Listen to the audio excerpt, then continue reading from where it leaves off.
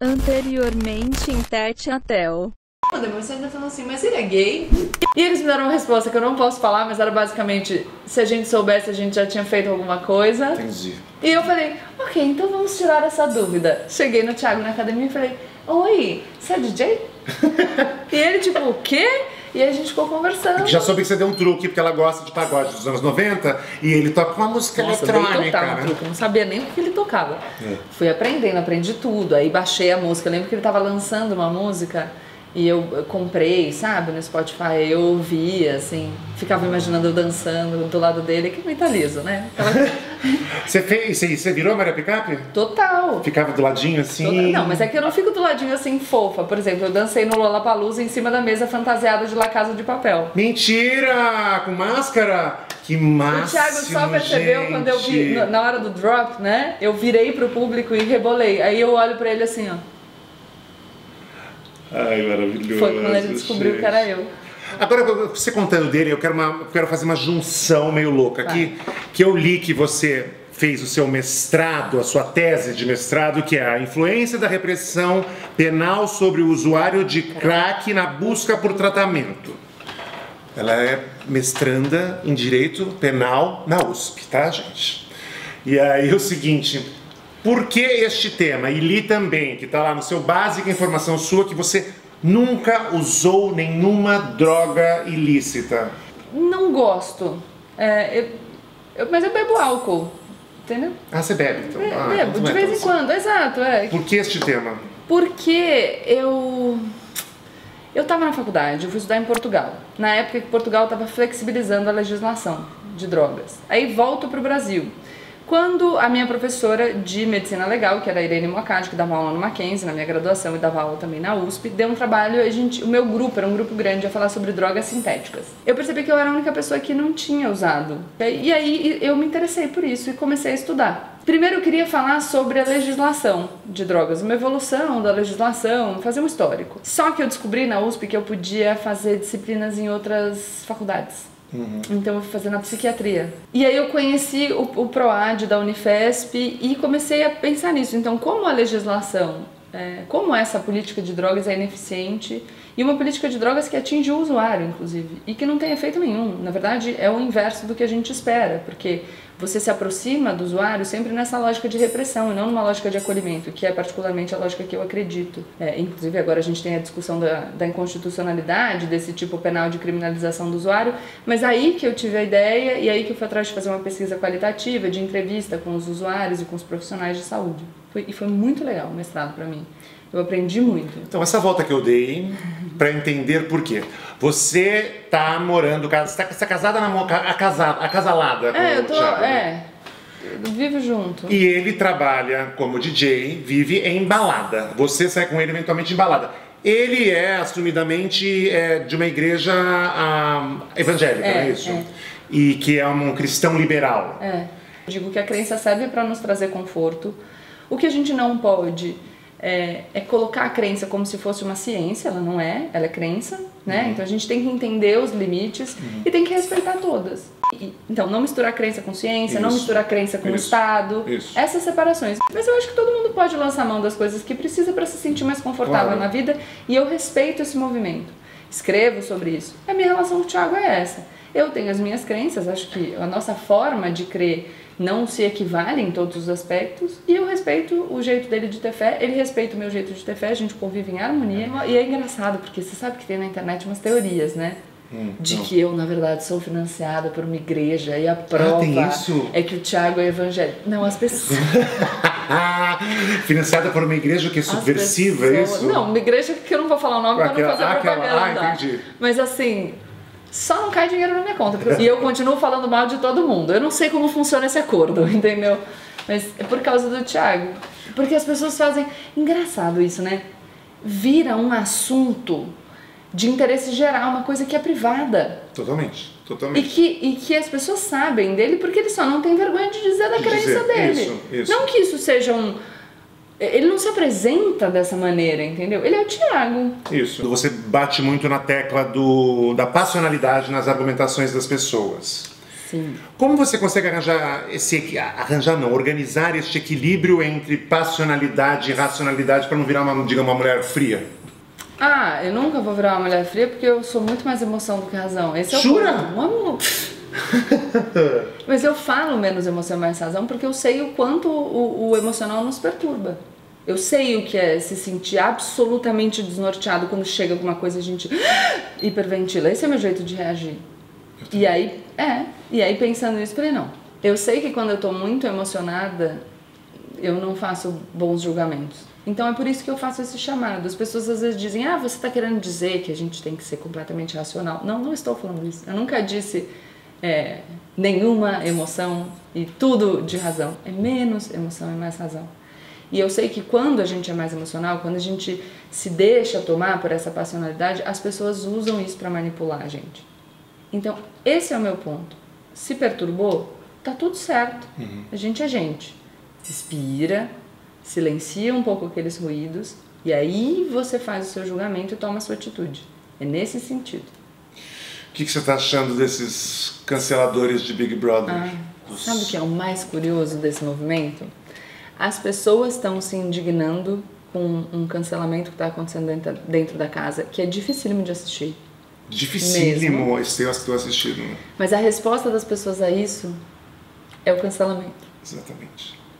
E isso mostra pra gente, e de novo, é todo mundo, como a gente consegue ver o outro, né? Um cisco no olho do outro, mas não vê a trave no nosso. Exato. Por isso que eu falo de consciência da própria ignorância, não como um defeito, mas como uma condição humana.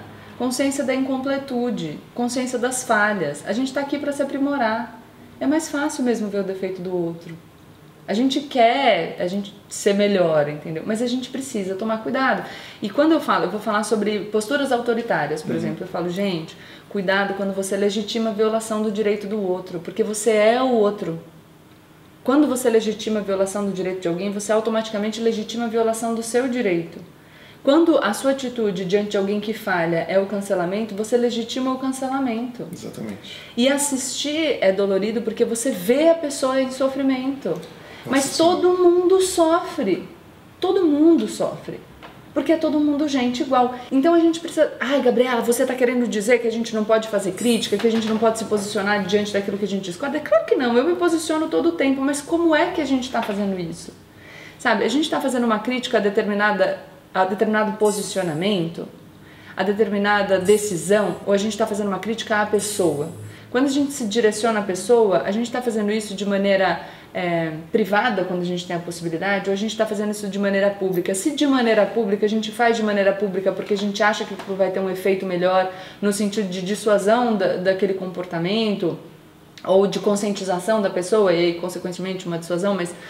Ou a gente está fazendo publicamente porque a gente quer ganhar alguma coisa em cima daquilo. Se a gente está fazendo publicamente para ganhar alguma coisa, a gente está instrumentalizando uma existência. E algumas pessoas se contrapõem a esse meu raciocínio dizendo, mas você critica as decisões do presidente da República. Muito diferente. Eu critico a decisão do presidente da República. É um assunto que faz... E o jeito que você fala. Você já foi cancelada desde que começou a ficar tão famosa assim nesse ano de pandemia? Já fui cancelada, já adoeci. Por causa de hater? Eu também falo, é a primeira vez que eu tô falando isso. No geral, eu me posiciono de uma maneira muito firme e muito forte, porque eu acho que tem muita gente que é cruel e não é sem querer. É de propósito. O que ela quer é te causar dor. Então eu sempre me contive para não dizer que eu sofria, para que as pessoas não pensassem que esse é um mecanismo eficaz. Mas eu adoeci. Você não consegue entender. E eu contei para você a história do meu pai. Teve um episódio específico que eu fiquei no Trending Topics do Twitter, que foi uma surpresa, porque eu fiz uma piada que todo mundo tinha feito. Saiu a lista de detratores do governo. Todo mundo fez a mesma piada, que era, nossa, eu falo tão mal do governo e não estou na lista. Você deve ter Sim, visto. claro que vi. Eu fiz essa piada também. E fiquei no Trending Topics porque eu fiz essa piada. 2 tipos de crítica. Uma primeira dizia que eu era insensível à morte de militantes. Pois é. Nossa Senhora. Uma outra tese dizia que eu, de fato, que era sério, que eu estava dizendo que eu estava frustrada por não estar na lista do diretor. Acreditando que você estava dizendo que não era uma piada, que eu estava me achando muito relevante, etc. Eu fiquei chateada, principalmente pela incoerência, muitas pessoas que inclusive coordenaram o ataque, começaram a direcionar o ataque, e a gente entende por quê. Você pega a pessoa, por exemplo, é uma pessoa que também trabalha com comunicação política, e essa pessoa tem geralmente uma quantidade de likes que não passa dos 1000 nos tweets. Aí quando ela fala de você, ela ganha 20 mil. Então você entende qual é o mecanismo é esse. E essa pessoa que coordenou esse ataque, um amigo dela tinha feito a mesma piada. E a pessoa não mencionou o amigo. Zero. Foi direcionado a você, era pessoal, então na pessoalidade. Exato. Eu não posso responder, porque senão eu trago a pessoa para discussão, e é isso que ela quer, que eu traga para discussão. Para dar mais então eu não faço isso. Visualização. Mas aí depois começou a circular uma charge que era uma moça, mulher, cabelo comprido, falando: ai papai, eu não entrei na lista de detratores. E o papai dela, de terno, rico, né, falando: ah, eu compro o lugar na lista pra você, peraí minha filhinha, alguma coisa assim. E aí, Theo, meu pai morreu tendo folga só no domingo. Você entendeu? Sim. Meu pai era um trabalhador vindo de uma família que ele era o único que tinha nível superior. Minha avó morreu analfabeta. Meu pai morou em cortiço quase toda a vida. E essas pessoas que publicaram essa charge para me atacar sem ter a menor ideia da minha história e atacaram uma pessoa que morreu há 29 anos, são pessoas que dizem nas redes que são contrárias ao meu posicionamento porque elas são as verdadeiras defensoras dos trabalhadores brasileiros. E aí essa pessoa ofendeu um trabalhador brasileiro que não está aqui para se defender. Isso é o absurdo. A minha posição é absolutamente natural que as pessoas tenham críticas. Eu não tenho nenhuma pretensão de ser unanimidade. Eu não tenho pretensão nem de agradar as pessoas que gostam de mim em todos os assuntos, porque não é assim que a coisa funciona. É normal. O errado tá em a gente achar que a gente vai encontrar em qualquer outra pessoa uma identificação absoluta. Isso não vai existir. E se você espera isso, você vai se frustrar, inevitavelmente. Ou esperar de outra pessoa que ela não fale nunca. Então, eu não tenho nenhum problema com crítica, eu não tenho nenhum problema com discussão, mas com essa crueldade, com esse ataque que é violento e que é desleal, isso me incomoda porque me machuca e me incomoda do fundo do meu coração porque eu fico tentando entender o que leva uma pessoa a fazer isso, e a única conclusão que eu consigo chegar é que é uma pessoa que está em absoluto sofrimento. E aí eu sinto muito por todo mundo, entendeu?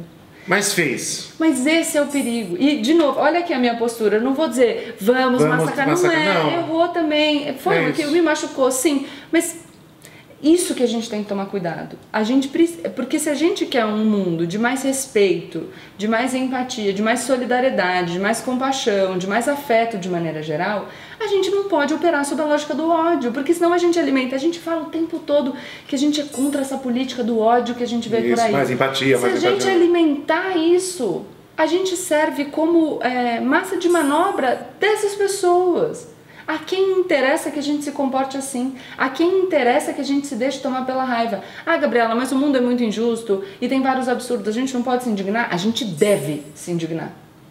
A gente deve, diante da injustiça, diante da desigualdade, diante da miséria, a gente precisa, mas a gente não pode ser tomado pelo ódio. Porque aí a gente não consegue sequer pensar numa estratégia pra gente agir e de fato mudar o mundo que a gente vive. A gente produz o inverso do que a gente pretende. Agora você vai participar de um quadro que se chama Pergunta da Mamãe.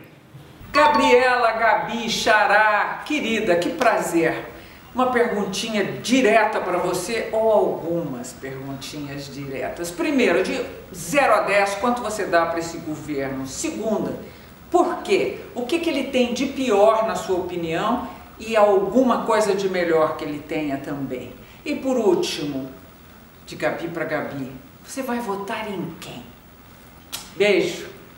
Sacanagem Não, é ótimo, dou nota 0 para esse governo. O que ele tem de pior? Olha, eu acho que nesse momento não dá pra gente falar de alguma coisa que seja pior do que a gestão da pandemia. Porque já vinha muito ruim, tá? Eu acho que o Bolsonaro não foi uma surpresa. Ele se comportou exatamente da forma como ele disse que se comportaria. Ele é a pessoa que ele sempre foi.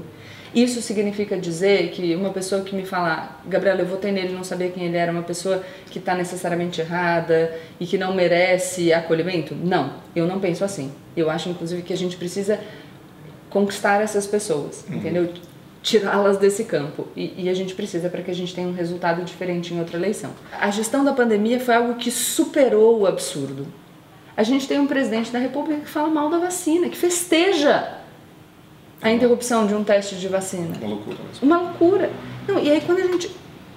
Theo, quando a gente começa a discutir que a gente precisa de insumo, o mundo inteiro está precisando dos mesmos insumos, a gente precisa de insumo. A gente tem que se preocupar porque o filho do presidente brigou com o embaixador. Aí, olha, a gente teve eleição nos Estados Unidos, ganhou o Biden. Nossa, então, né? E agora, como é que vai ficar a relação? E a gente precisa se preocupar porque o presidente falou que teve última eleição. E eu que falo, a gente tem problema real para resolver. E o desespero que me dá é justamente esse. E aí, ao mesmo tempo, a gente fica nessa briga por protagonismo dentro de quem vai ser o melhor candidato para fazer oposição ao Bolsonaro e ninguém quer abrir mão de nada porque a gente precisa do projeto que seja o nosso. Cadê política pública? Cadê uma agenda mínima de consenso para a gente pensar nos nossos problemas reais que já eram gravíssimos e agora vão se agravar, porque não tem mais auxílio emergencial, nós estamos na pandemia, meu Deus! Esse é o desespero. E aí, em quem eu vou votar? Eu vou votar numa candidatura que se apresente como alternativa a esse cara. A gente não tem ainda. Enfim, uma cagada, gente, com perdão da palavra, uma cagadinha. Não, é imensa. Eu tinha que falar uma coisa boa, desculpa, Gabi, olha só, a pergunta mais difícil que eu já respondi, mas depois de pensar um pouco vou dizer que foi a aprovação do juiz de garantias. Foi pelo motivo errado? Foi para livrar Flavinho, na verdade. A gente não teve muito sucesso porque depois o Supremo Tribunal Federal acabou com o nosso barato, mas o juiz de garantias é uma medida muito adequada e necessária para o Brasil, que já existe aqui em São Paulo, porque a gente tem o DIPO. Então foi um ponto positivo. Muito bem, mãe, respondidíssimo, espero que sim, né? Conta o que é DIPO.